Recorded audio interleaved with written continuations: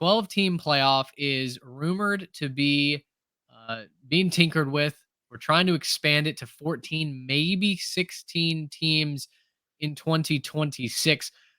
It seems that this is a true uprising and another power grab from the SEC and namely the Big Ten, who seems like they're spearheading this to get more of their teams access to the college football playoff when access really isn't a problem as it stands right now.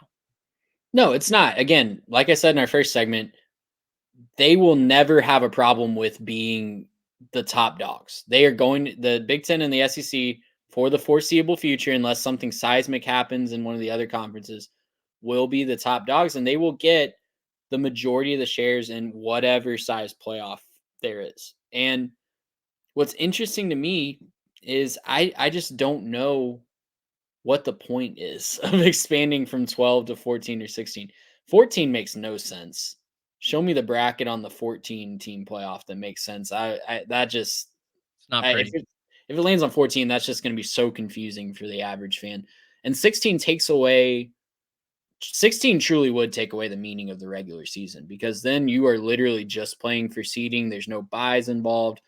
You might as well just get rid of conference championship games because those don't really matter anymore, and they're just going to be extra opportunities for injuries. And you're really just I don't know. Like I could say so many rant things about moving from to 14 or 16.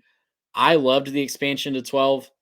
I'm very against moving to 14 or 16, especially if we do it before we've even seen 12 on the field. That's my big issue, right? Is okay, we go to 12. You say you're addressing the flaws in the current system. That hey, we agree. There are more teams that should be able to play for this, right? It's good for the game, it's good for the fans. Yes, it's good for the pocketbooks. We can all agree that that's part of it. But to me, getting playoff games on campus is such a massive win that I'm willing to at least ignore, plug my fingers in my ears and ignore the sound of the coins jingling in these conference pockets. But now you're telling me before we're even going to get to see this on the field that we might be going and altering the system all the more. To me, this is such a misstep by the playoff committee and by the league commissioners to even let this get out. If you're going to have the discussion behind closed doors, fine, have it. Uh, all for talking about new ideas, throwing out how we can continue to improve our game. But for this to come out and for it to be publicly addressed by Tony Petitti, by league officials, to me, this is truly a hey, how much juice can we get out of the lemon while the getting's good, right?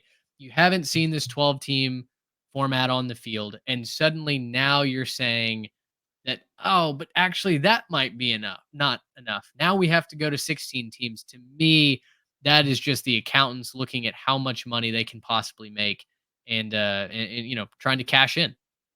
100%. And I there again, there's so many things I could say about this. I really am concerned about the future of college football when it comes to the two most powerful people in Tony Petitti and Greg Sankey.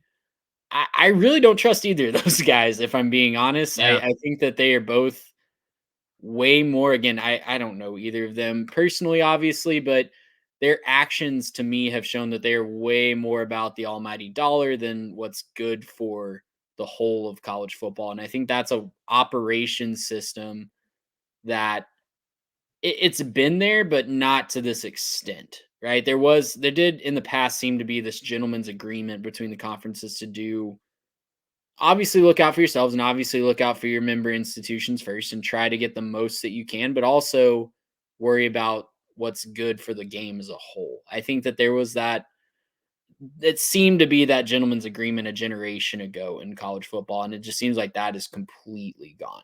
And again, Tony Petitti complaining about his conference being huge and not having enough proportional access. No one asked you to do that. No one asked you to take over half the Pac 12 and get your conference called the Big 10 to 18 teams. No 0.0% of people, including in your own constituency, from a fan standpoint, were asking you to do that. Right. It really, to me, it it feels like the meatpacking industry of the 1800s, where all of a sudden we're complaining about labor laws. What labor laws? We don't need those. Well, hey man, listen, like nobody asked you to work people 16 hours a day and put up 13 new factories in one city last year alone. Like a lot of these just seem like spreading too far too fast. And listen, before anyone takes a clip and says, "Oh, well, the Three Tech Pod are anti-business, anti-capitalism," it's not true. Both Trey and I are in leadership roles in businesses that are, intent on making money, right? Like we That's right, gotta, comrade. yeah, Comrade. Yeah. we gotta keep, we gotta keep the lights on. But when it comes to there is a crossover point where making money is great, but making money at the expense of the health of the organization or the industry that you're in, like ultimately history tells us that's a short-lived road, right? And we as college football fans are ultimately concerned about the direction that the game is headed. Now with, a union getting involved in Dartmouth and players maybe on the verge of becoming employees, like the college game, quote unquote, that we all fell in love with, the amateurism, that's been gone for a long time. That's not coming back anytime soon.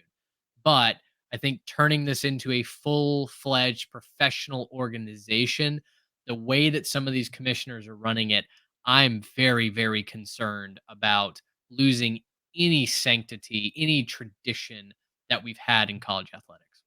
Well, what annoys me is they try to play on our emotions of that tradition and of that sanctity while also trying to do a complete business thing, right? If you're going to do that, just completely turn it into a business. Make it NFL light, make it the top 32 teams or whatever you're going to do, and just have a collective bargaining agreement with those 32 and just call it a day. Stop playing with our emotions and trying to play off of our sense of tradition and pageantry while also trying to just take every single cent that you can out of our pocketbooks. Like it's just it's annoying to me. Gracious, yeah. How